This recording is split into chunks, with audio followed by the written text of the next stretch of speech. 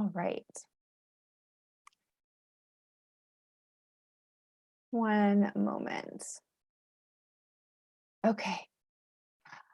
So my name is Shannon Strassner. My pronouns are she, her, hers. We are so glad you decided to come with us for the next hour. This is the What I Wish My Parents Knew forum. The stress of success is our topic tonight.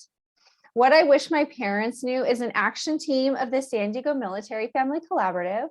The What I Wish My Parents Knew forums are a collaborative effort between youth leaders, families, communities, and service providers.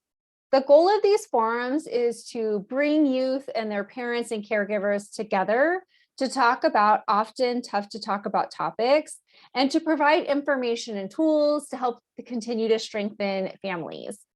So this evening's forum will focus on stress, more specifically, the stress associated with striving for success. So we're going to hear how students, what they think success is, and then more about stress. So throughout this forum, you'll hear, like I mentioned, youth's perspective on these topics. And later, our subject matter expert, Akia Isom, will provide some more education and tangible tools for families. But to get us warmed up, we're going to watch a brief video from our youth leaders about what they do when they get stressed.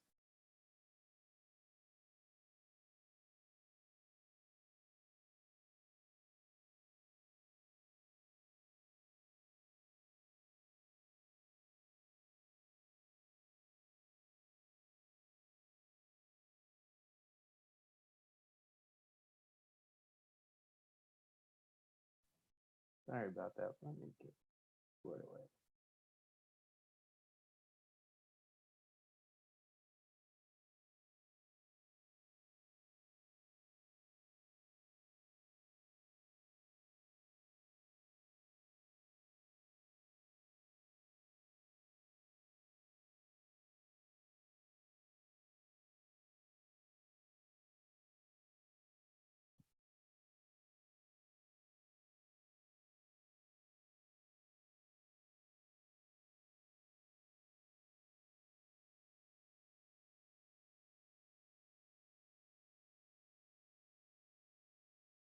When I start to feel stressed, I like to binge eat. I like to talk to someone about it. When I feel stressed, I start crying. I like to watch a movie. I like to meditate for a few minutes. I like to doodle or draw. I like to make a list of what's stressing me out or play piano. I break down my tasks into smaller pieces. I take a nap. I like to take a deep breath and then go back to the project or assignment I was previously on.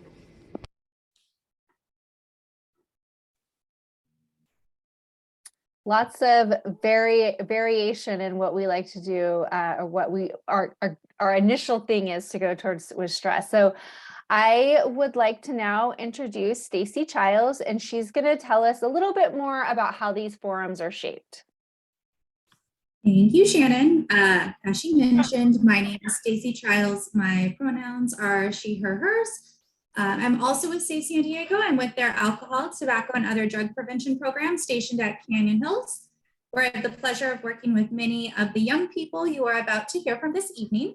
A little background, tonight's topic was chosen just how all previous What I Wish My Parents Knew topics are selected.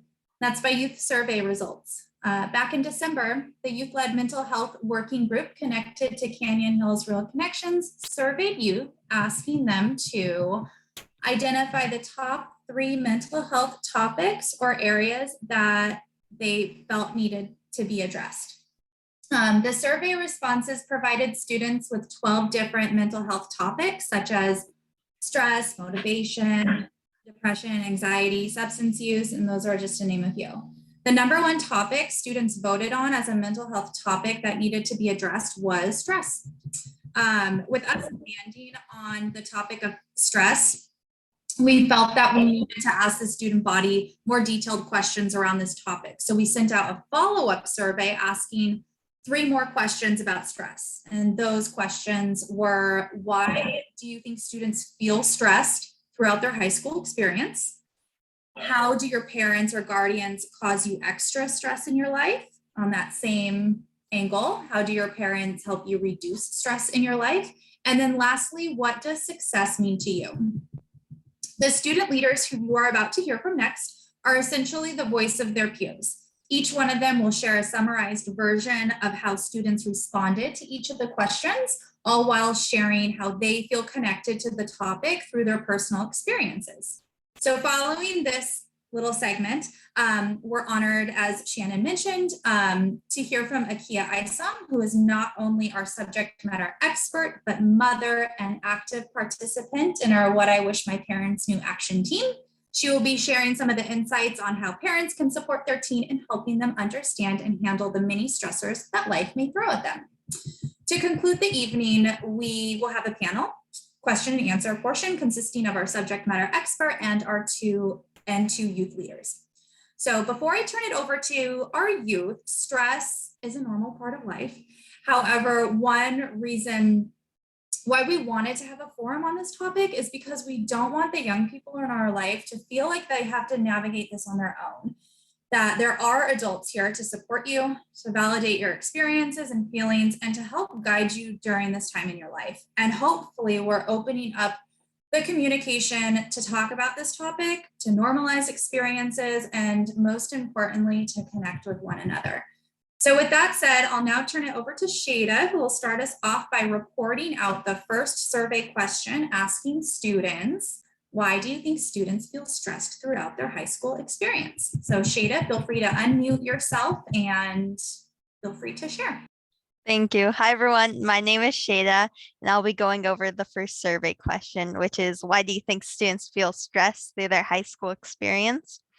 So this question meant a lot to me and my peers because we're constantly thrown into stressful situations.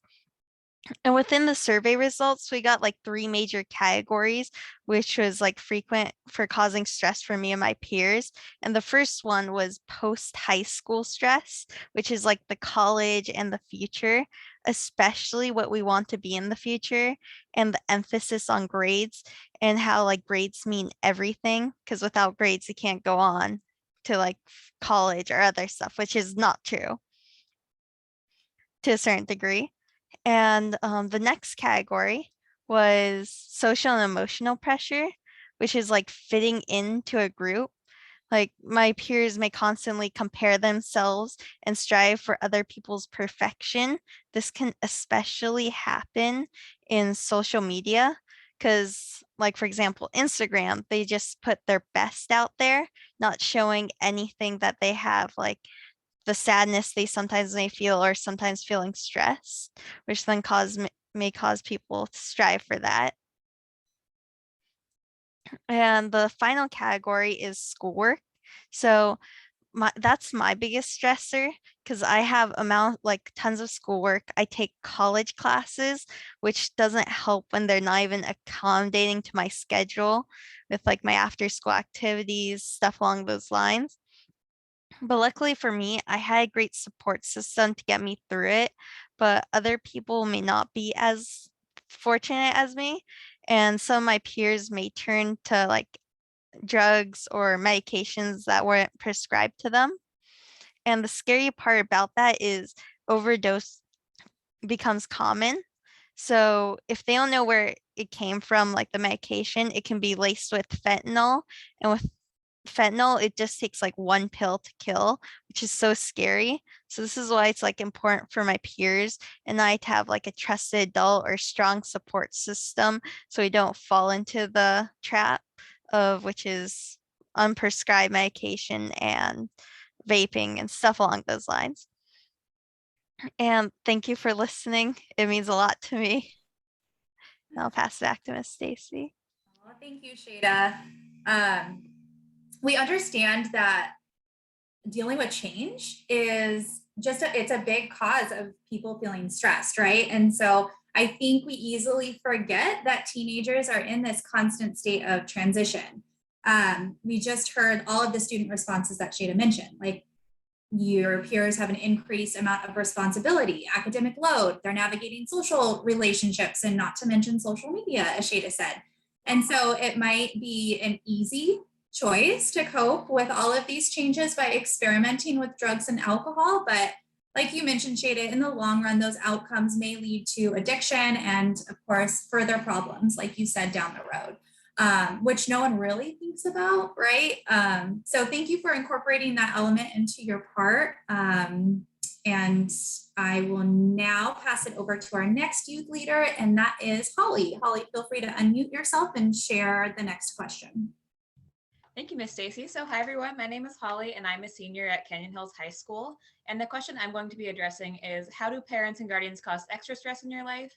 And then on the flip side, how do parents help you reduce stress in your life?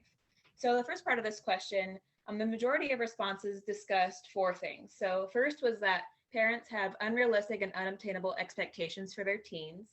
Second, that they don't validate them emotionally. Third, that they don't accept differing opinions from their child, and that they don't take the time to understand the reasoning behind those differing opinions. And so the flip side of that question was, how do parents reduce stress in your life? And the majority of students said that that was through positive reinforcement, like words of encouragement and quality time, supporting their child reaching goals about independence and finding themselves, and giving space for kids to decompress and have time just to themselves. And so from this data, we can see that a big stressor in parent-teen relationships is a failure to see eye to eye in regards to expectations parents place on their teens. And in life, of course, it's important to have somebody who pushes you to do your best and challenge yourself when you need to, but it should never come at the cost of your child's mental health. So teenagers today with the internet, like what Shayla said, with social media and everything, but also just post-COVID, our teenage experience is very different from what our parents was 10, 20, however many years ago. And while parents do have the upper hand with life experience and knowledge, it's still important to listen to and validate your child's experiences. And from these responses, a lot of parents are already doing that, which is great. But by doing this, it's also not even just better for your relationship with your parent, but it's also setting up your child to have better outcomes of relationships in the future. Because relationships are always bent on the expectations that both parties have for one another. And when you fail to meet those expectations, that can cause disagreements or even fallouts. So it's important to show a model for your child as to how to advocate for themselves, how to resolve problems in relationships, and in order to have a more successful future. Thank you, Holly. It was really nice to hear that, and I was kind of shocked that the students, the responses about how parents help them, a lot of them mentioned that quality time factor. And that's really meaningful for youth. And especially as parents, I think you think when your child's a teenager, they want nothing to do with you. But according to the responses, that's not the case. And it's during that quality time where those kind of little informal conversations do lead to bigger ones. So you did a great job, Holly, reporting out. And now we're going to go to our last youth leader, and that is Casey, who's going to share the last survey question. Hi. So my survey question was, what does success mean to you? And a majority of my peers said that success to them means achieving personal goals. Now, I know that our peers are a bunch of different people and that their personal goals will be different for everyone. And one thing that is kind of, I guess, not worrying, but sometimes parents kind of have their own vision of what they want their kids to succeed with. And that might be different from the personal goal that their kid may have. So talk to your kid about what their goals are to get on the same track and try to help them achieve it.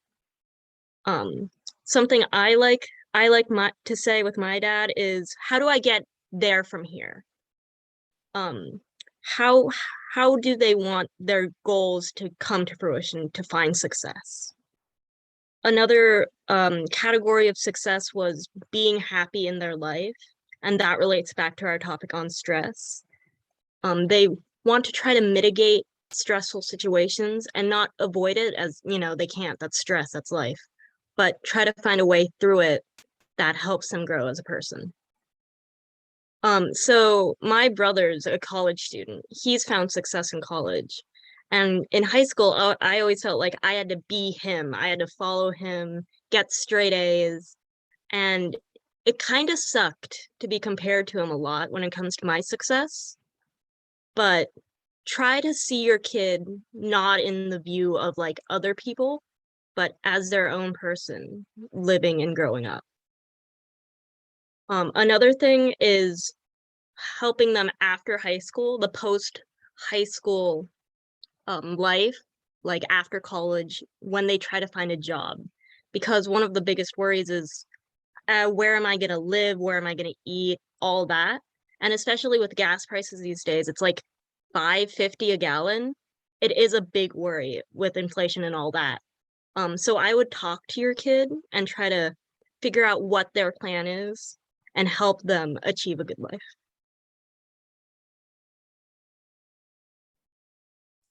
Thank you, Casey. It was funny during our run through, I told Casey that he could be one of our future subject matter experts. I loved hearing like that specific conversation starter that I think you use with your dad of like, how do I get there? And so incorporating those real life scenarios in your report out, it was amazing. And great job to all of our youth leaders just now. So I am now going to turn it over to Jesse, who's going to introduce our next segment. Thank you for all of our incredible youth leaders, Holly, Shayla, and Casey, for sharing your experiences and sharing the voice of our peers. We are now honored to have Akia with us this evening as our subject matter expert. Akia is an associate marriage and family therapist. She has a master's degree in clinical psychology from Southern California Seminary. She provides individual, couples, family, and group therapy at Rhombus Counseling. Ms. Akia believes that life can present challenges, making enjoyment and thriving seem hopeless. It is possible to become better, achieve your goals, and transition your mindset from the impossible to the possible. No matter the challenge or obstacle life may bring, there is strength, power, and resiliency to overcome. She strives to help her clients think and feel differently about themselves so they will live a life they will love. Ms. Akia loves spending her free time having fun with her husband and 4 children. She's also an avid runner, blogger, and enjoys reading. Ms. Akia, the floor is yours. Okay, good evening, good afternoon, everyone. I'm so excited that you guys chose me to be with you, though I'm like, all of the things that I heard from the youth leaders, they could just teach this and you wouldn't really need me, except for the biological piece that I'm going to talk about. So as she said, my name is Akia Isom. I am an associate marriage and family therapist. I'm also a parent. My daughter is a senior at Canyon Hills. My oldest is a senior at Canyon Hills. And I will tell you all that as I go through this presentation, that learning to cope and manage stress in the lifestyle that we live is a constant evolving and learning process to be better at it. I am not standing here as a parent who's perfect at this. My own daughter is on here, so I definitely cannot lie that I don't always do well with helping her manage stress or with managing my own stress. But it is something that I've learned and worked hard to get better at because it's important. And you can't really control stress, but you can control what you do with those stressors that come your way. So next slide, please. All right, and next slide, because I already talked about myself.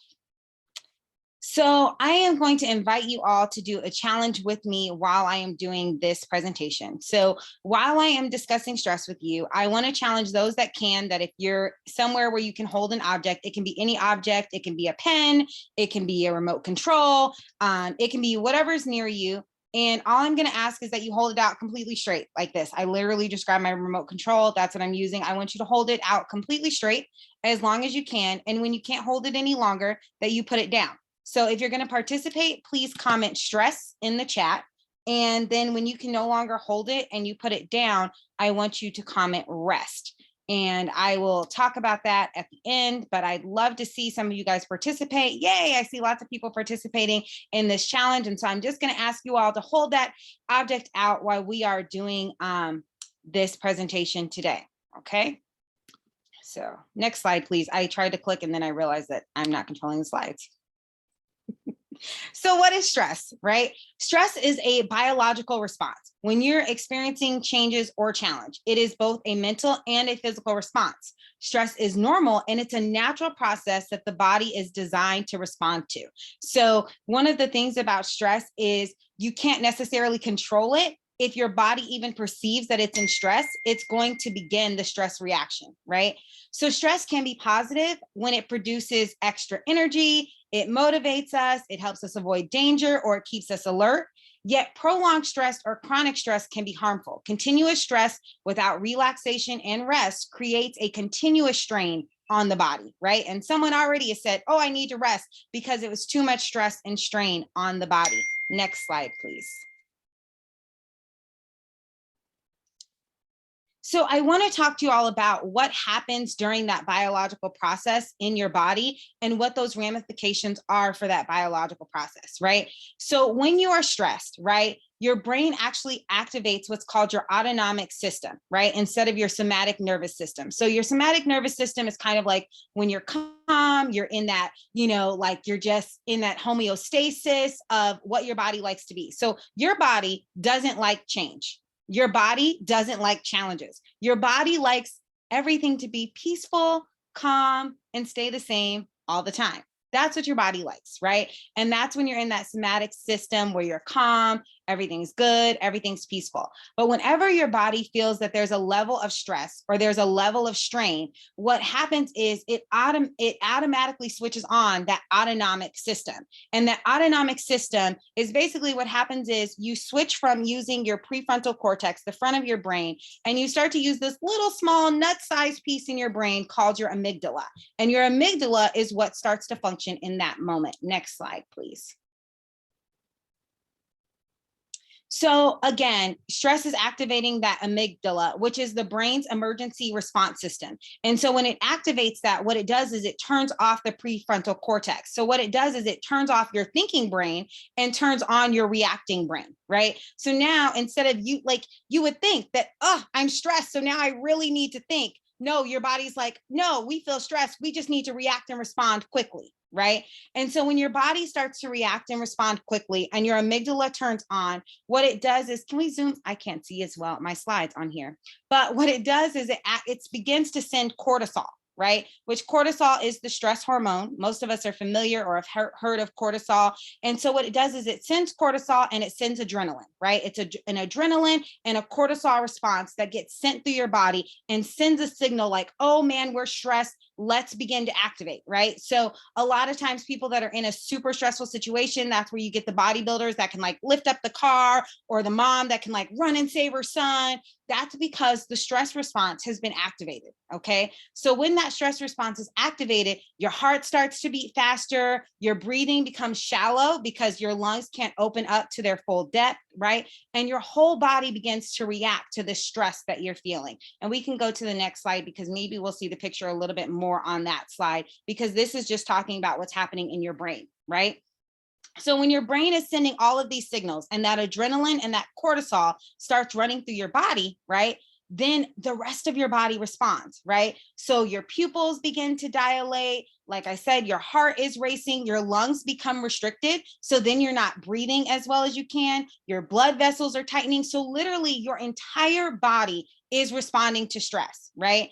And your entire body is focused on, we're feeling stressed. What can we do to get out of this? Right? So that's when it activates that fight or flight response. That's when you find yourself in this super duper stress situation, right?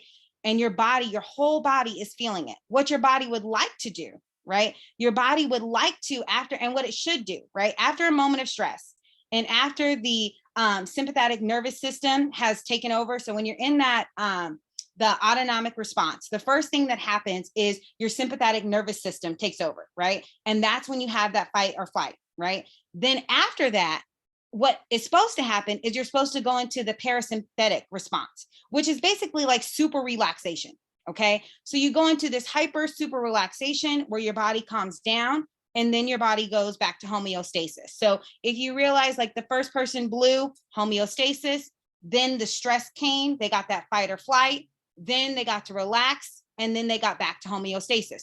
That's what's supposed to happen when we're stressed. It's supposed to be this, all right, I had something happen. My fight or flight was activated. Now I'm calmer than normal. And now I go back to fully normal, right? That's what's supposed to happen on the stress continuum, where you start normal, you spike up, you come down really good, and then you're back to normal. But what happens with chronic stress is a little bit different. Next slide, please.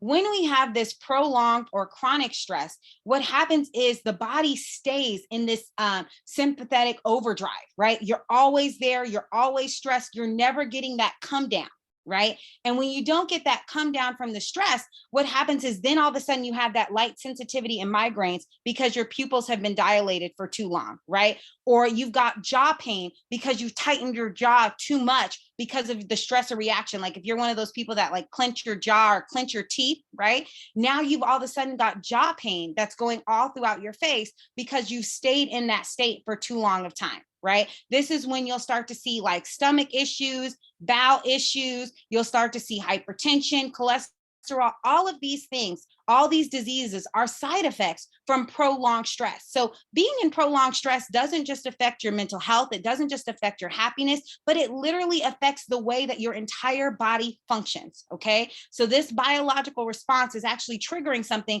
that's moving within your entire body. Next slide, please. So parents, how do you know, right? How do you know when your child is in this place, or children for yourselves, like even for us as an adult, how do you know that you're in this place where you are in a chronic stress, when you're not getting the calm down, where you're, feeling all of the effects of stress and you're never getting back to that homeostasis, you're never getting back to that parasympathetic response where you're calming down, right? The first sign is negative changes in behavior. So if you are seeing some negative changes in behavior from yourself, for those of you that may be feeling stressed, or from your child, that's a sign that you might be stressed out. Let me also say that all of these things that are signs of stress can be signs of a lot of other things, which is why it's really important to have a conversation, like it was mentioned so many times before with the youth leaders talking about having a conversation with their parents and with the child.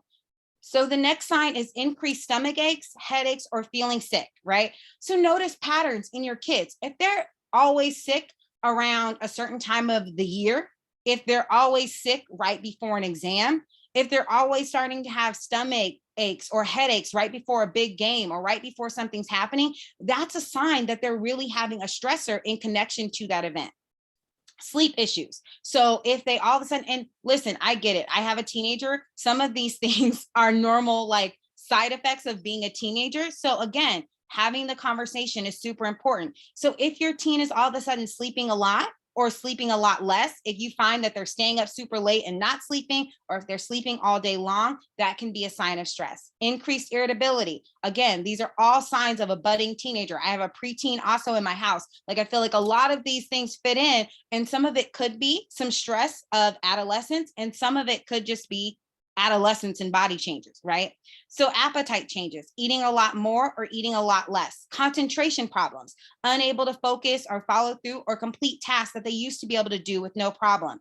Start putting off tasks. So if they're always putting things off, they're always procrastinating, if they're neglecting their school, home, or family responsibilities, if they start to avoid family, friends, hobbies, social situations that they used to really enjoy, or if they express or act more worried about school, friends, or activities, if they're always talking negative about themselves, like, I can't do anything right, no one likes me, I'm stupid, I'll never get into college, those are signs that they're feeling stressed. A lot of times for teens and children, they have trouble expressing, and even honestly adults, let's be honest, have trouble just saying, this is really stressing me out, or this is really bothering me. More than likely what they'll say is, I'm really worried about this, or I'm concerned about this, or this is making me really anxious, or you'll hear people say like, oh my gosh, this is going to give me a panic attack, right? Those are signs that that person is stressed out.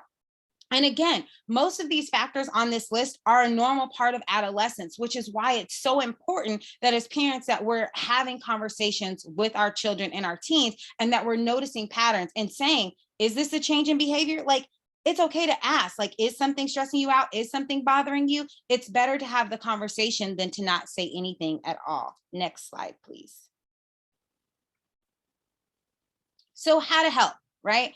The number one thing is normalize stress. start discussing your own stress and how you cope.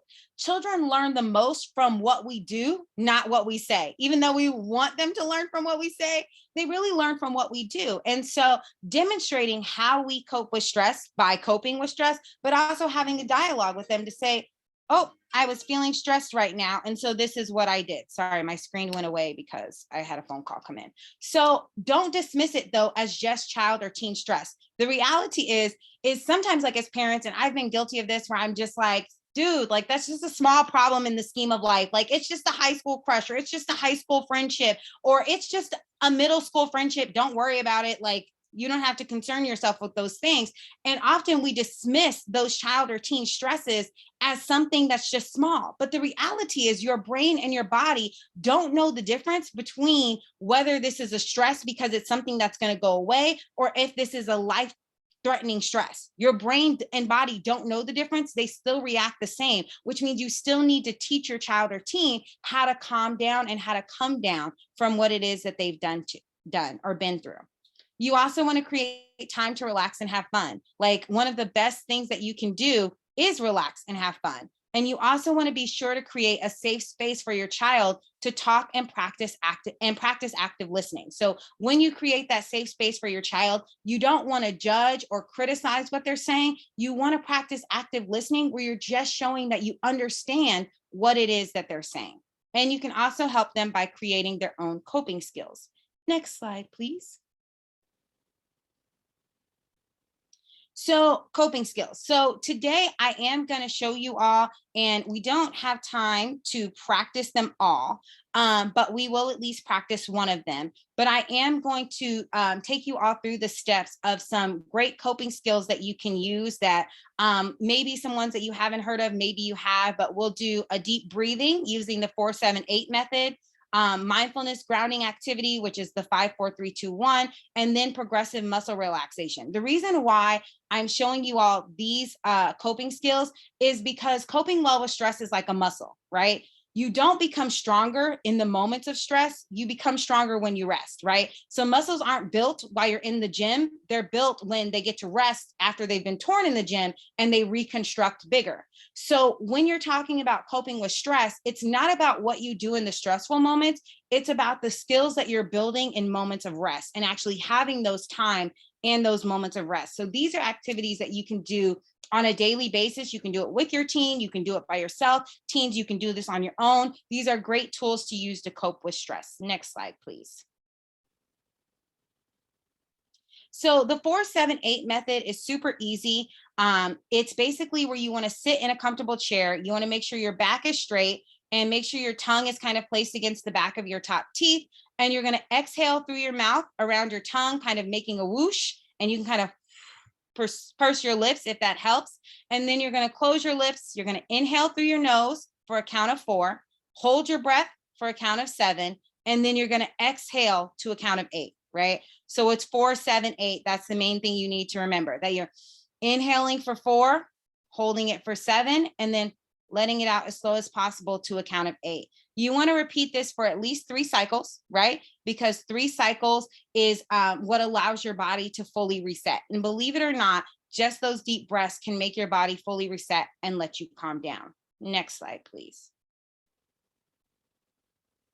Then we have the 5-4-3-2-1 grounding mindfulness activity. And what this is basically you want to start with a deep belly breath and you want to take a deep breath. This is a great one to use if you're feeling overwhelmed or panicky. And it's a great one to use again to start the day. It's basically using your 5 senses. So it's easy to remember. You have 5 senses. You're going to do one thing for each sense. So 5, you're going to first look around the room, work on your sight, 5 things that you can see.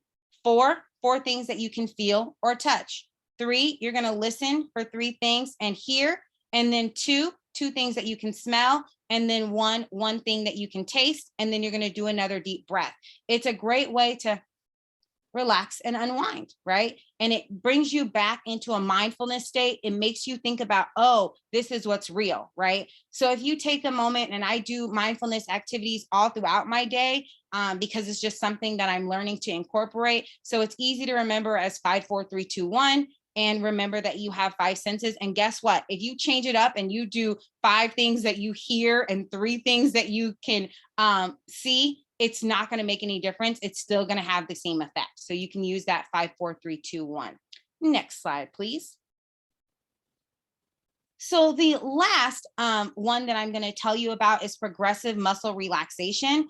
And this one's kind of a funky one, but it really does work. So progressive muscle relaxation teaches you how to relax your muscles basically through a 2-step process. And so basically you scan your body and you feel where you're feeling tension. I normally feel tension when I'm stressed in my back and my shoulders area.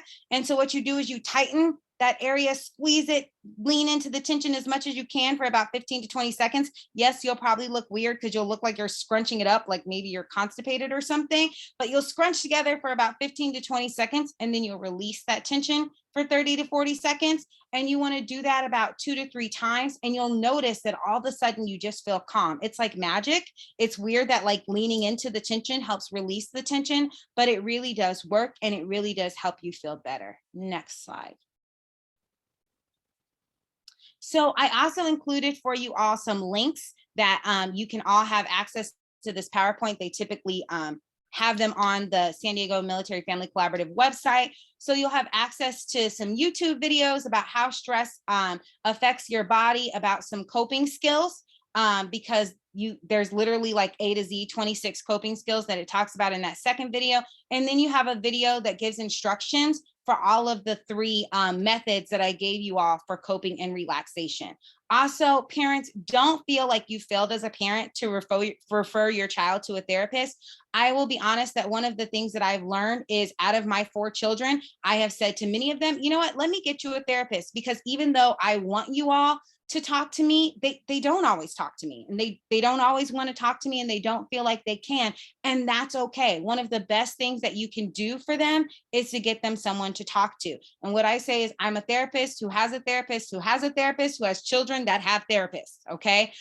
So that is an okay thing. And then also, I always want to make sure that people know the San Diego County Crisis Line. It's 24/7. If you're ever in a mental health crisis and don't know how to cope, call, speak to someone, and get the assistance that you need. So that is it for me. One more thing. Is there anybody left that is still holding from the challenge? Anyone still holding it? I don't see anyone saying they're still holding it. So the reality is with stress, it's really not how big the object is. It's about how long you have to hold it, right? And so when you are stressed, you have to remember to take time to rest, and that it doesn't make you stronger and it doesn't make you better if you can hold it for a really long time if you never rest. So hopefully all of you realize that the stress and the tension got to you and you took a moment in time to rest. So that is it for me. Thank you all so much for having me. And I will turn it back over to Staci.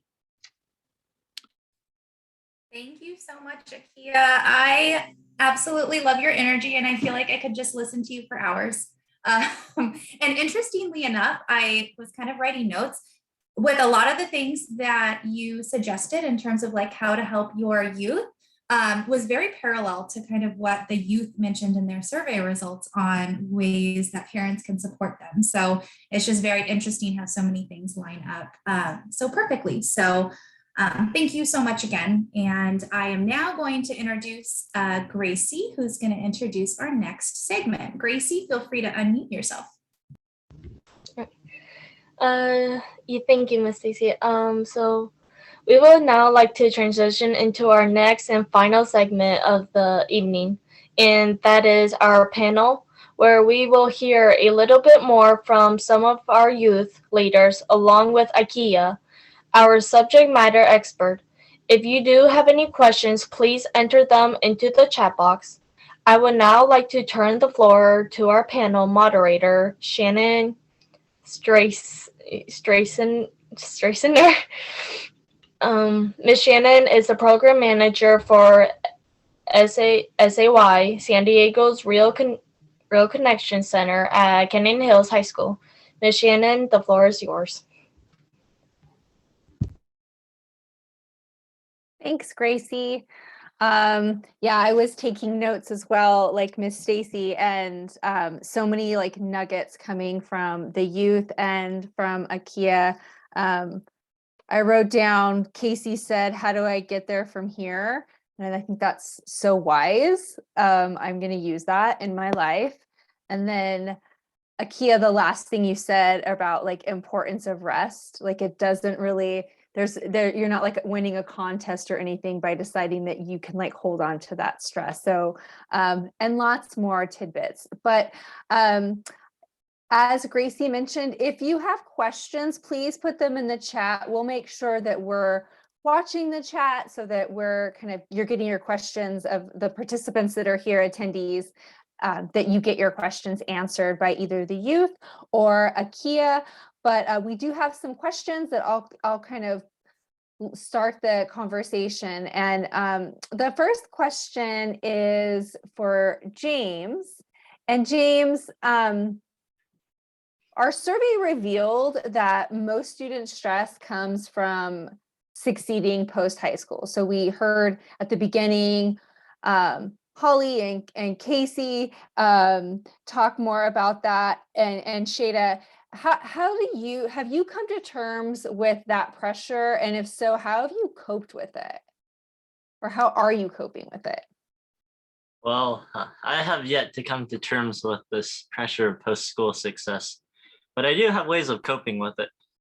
So whenever the thought pops into my head, like when I get really stressed and like depressed and whatever, I think about all the people who have succeeded at this stuff before me. They could do it, like, why can't I? Which might make me fool myself, but whatever. The primal instinct to succeed will still be there, but failure is temporary. It's what we do with it that matters. Wow.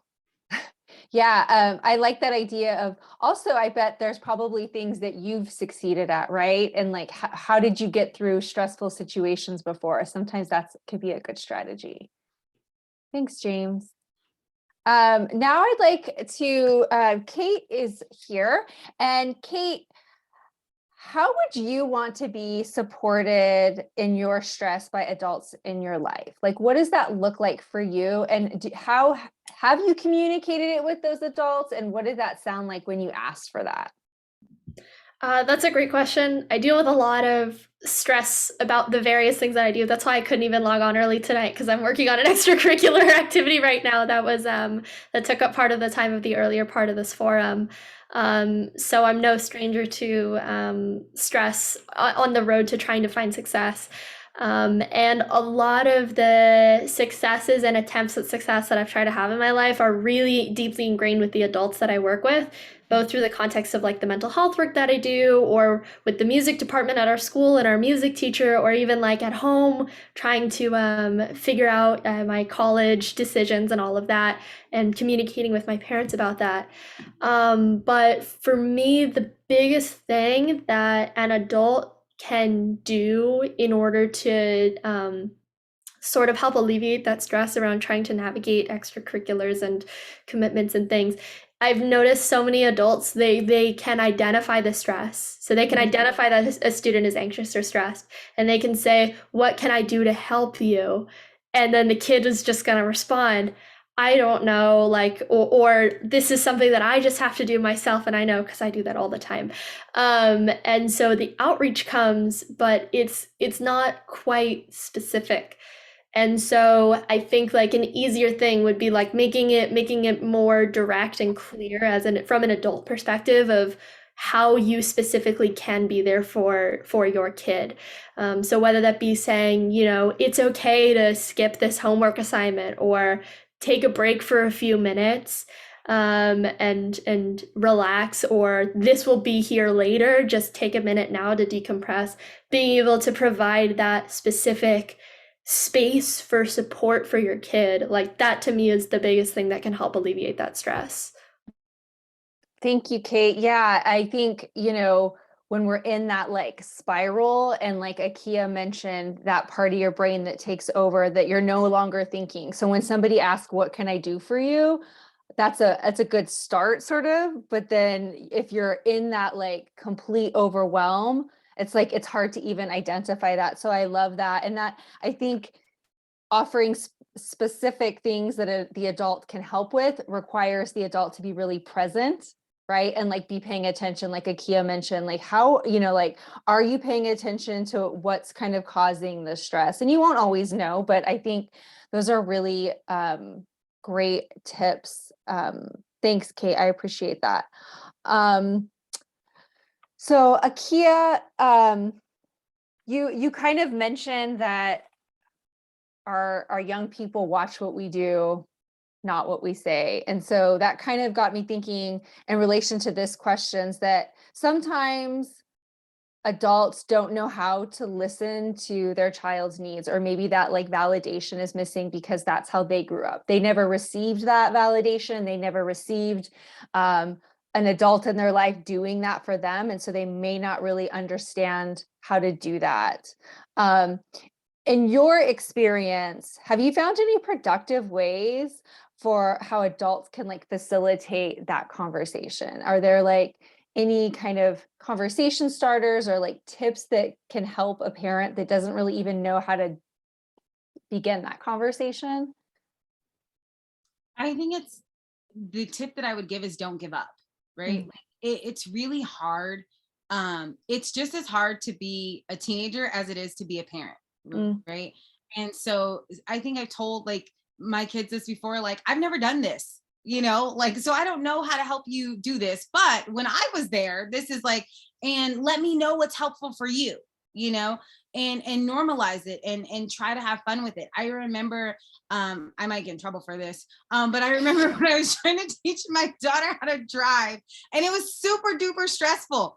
And I was trying really hard to make it a better experience for her than what I had. And I had a very stressful, tense like experience. And I like my dad was always yelling, and it was rough. And at one point she kind of said to me, but you're always yelling and you're always frustrated. And I'm like, I'm not good at this. Like I'm trying to react the best that I can, but like, trust me, like I've never taught anybody how to drive. I don't know what I'm doing. I'm like, you know, I know how to drive, but I don't know how to teach someone how to drive. And so we kind of laughed about it and giggled.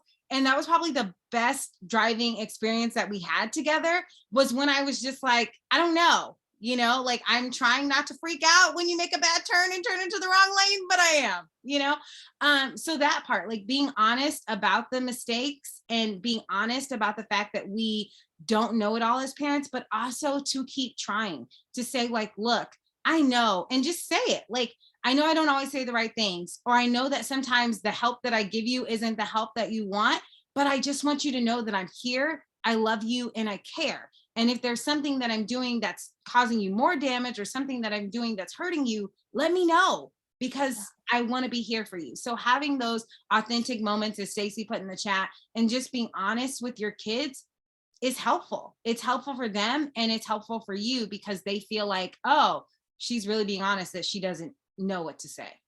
Yeah. Yeah, I was thinking authenticity, just like Staci put in the chat. And I think that other layer of like when we show our humanness and our stress or our challenges, that by expressing them to our children, it shows like if they're okay with saying it, there's no shame, and I don't need to hide this, because I think that that's a big part of why we don't express things like, oh, what does this say about me? Oh, I can't handle it. This is something in my family that we just kind of pull up our bootstraps and do it. Like that's a quiet thing. We don't say that this is hard for us. And by verbalizing that, it can be really helpful to be like, oh, it's okay to just be human and have these experiences. Akia, I have one more question for you before we head back to our youth leaders. So you gave us some really great list of signs to look for, and that there's variation in those, and you know, we have to watch for patterns. That was like something I took away from that. How does a parent or an adult know that like when it's time to seek professional help, right? So some of those, like when is there a measure that we can say like after this amount of time, if my child's experiencing this, we really need to seek help? Or what, is there any of those markers that you can kind of share? You know, the reality is it's never going to hurt to send your child to someone to talk to, right?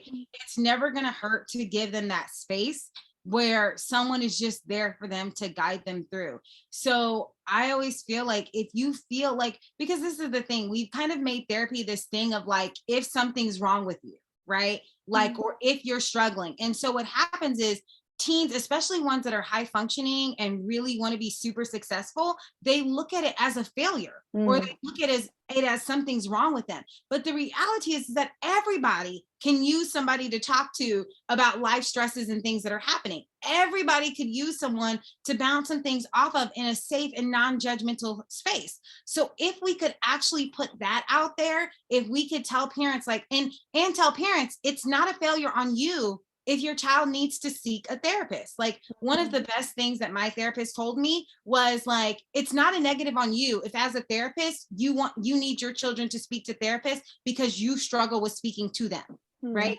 It's not a negative on you as a parent. It's actually one of the best things that you can do for your child is to offer them a non-judgmental space where they can speak to someone and get the assistance that they need. So when I say there's no benchmark because the reality is as stressful as life is, as stressful as life challenges are, we can all use someone to bounce those things off of.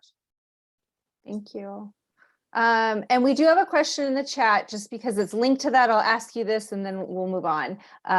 So Madison asked, do you have any communication tips for children that are struggling, but is reluctant to go to therapy? So you have somebody that, child, and you feel like this is really something that would benefit them, but they're reluctant. So one, there's a lot of really neat, like YouTube is amazing, in a sense, and sometimes it's terrible. But there's a lot of really great communication, videos on like how to talk to your kids, motivation, like how to do motivational interviewing, with your children. It's a great skill to kind of like ask questions in a way that you're probing, to get more information, and like active and reflective listening. You'll really get a lot on how to communicate with them. But also say, let's go to family therapy, because we could all use some work. We could be a stronger family. We could be better, right? So that's one thing that I would say is try from the angle of family therapy, because then it shows the kid like, oh, I'm not the problem, right? Because you don't want to like make it seem like the child is the problem, but also just communicating and spending that quality time. That's where like what those youth leaders were saying really is true, that go for a walk with your child, just sit down in their room and say, hey, just wanted to check on you. What's going on in your world? I have a link of that I saved on my phone, and if I can find it really quick, bookmarked, I'll put it in the chat. And it's a link where it's like a bunch of questions to ask your kids after school besides how was your day, right? And I use it with my kids, and like we'll just pull random questions to ask them, because it gets them talking. It's like, instead of saying, how was your school day today? It's like, if you could have changed one part of the day, what would you change? If you could fire one teacher, which one would you fire, right? Like, so it's questions like that that open up the engagement for your child. So doing those on a regular basis really do open up communication. So I will try and find it and put it in the chat. That would be great. Thank you. And Akia, if you can't find it, we can always put it in like that follow-up email for folks that put their email in the sign-in. So we appreciate you. So Kate and James, let's start with James. The same question for both of you. Do you have any tips for other students on how to manage working towards success while still enjoy being a teenager? So I don't think anyone really entirely figures out how to balance their normal human life and school lives, but I think I've gotten pretty close enough by my own standards. I got lucky to have some good chums that care about school and they're out of school lives. So they make sure that I don't get left behind because of Ohana from Will and Stitch and all that stuff. So they help motivate me to be better and care about school and spend more time with them. Being a normal teenager, riding on skateboards and eating pizza, whatever kids do these days. So surrounding yourself with people you feel comfortable around and inspire you can really help balance out being a teenager and also doing well in your studies and whatnot. Yeah, I love that, right? Like just surrounding your people that like lift you up. Yeah, that's great. Thanks. Kate?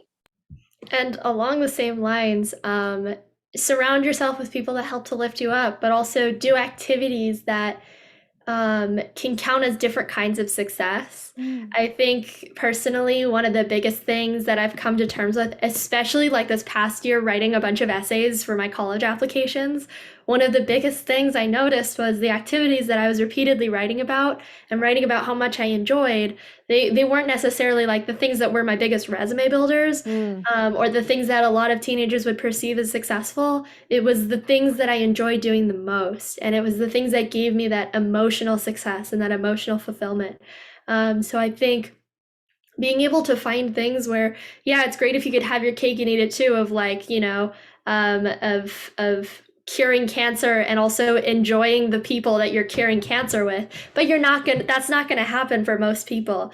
But being able to find different ways to value success in your own life, and define success, because it really should not be a one size fit all.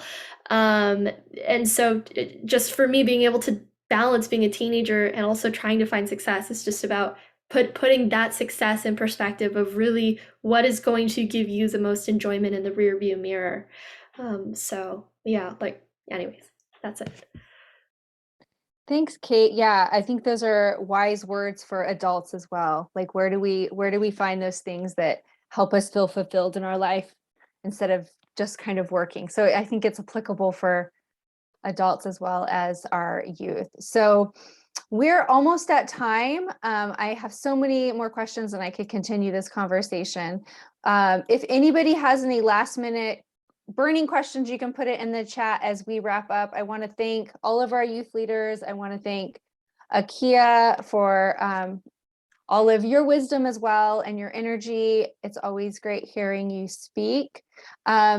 We do want to now quickly, I don't think we have a slide for it, but Staci and I just wanted to, we have several seniors that this is their last What I Wish My Parents Knew. We do other things with these youth as well, but we just wanted to like acknowledge you and say how much, there it is. Some of our seniors are there, and this is like can't be done without you, and we're gonna really miss you, and we wish you all the success, whatever that means for you. So thank you so much. This is our last What I Wish My, well, let me pause. Miss Staci, did you want to add anything? No, you covered it all. I just will say, when we did this slide, we have a lot of seniors this year that have helped shape these forums. And I do have to say, I think this is our 4th year with the What I Wish My Parents Knew forums. And it started in person, and it looked very different before.